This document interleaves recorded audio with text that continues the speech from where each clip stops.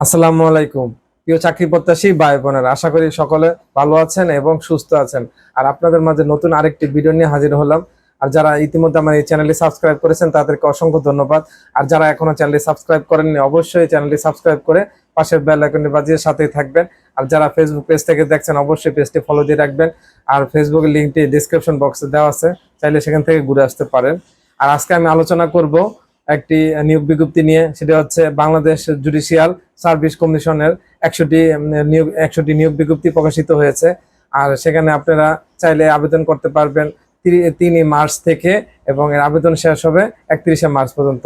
আর এখানে আপনারা যারা আইনি বিষয়ে 4 বছরের স্নাতক ডিগ্রি অর্জন করেছেন কোনো স্বীকৃত বিশ্ববিদ্যালয় থেকে, তারা এখানে আবেদন করতে পারবেন।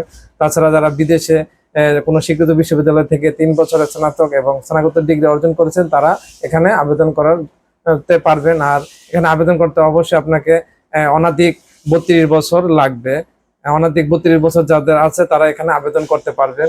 আর এটা পরীক্ষা হওয়ার সম্ভাবনা রয়েছে মে মাসে পরীক্ষা হবে আশা করা যায়। আর এখানে প্রথমে আপনার 100 মার্কের প্রিলিমিনারি পরীক্ষা দিতে হবে।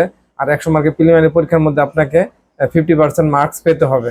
আর এখানে যেসব বিষয়ে প্রিলিমিনারি পরীক্ষা হয়ে থাকে সেগুলো হচ্ছে সাধারণ বাংলা, সাধারণ গণিত এবং সাধারণ ইংরেজি, এবং বাংলাদেশ ও আন্তর্জাতিক বিষয়সমূহ এবং আইন বিষয়ে কিছু প্রশ্ন এখানে থাকবে।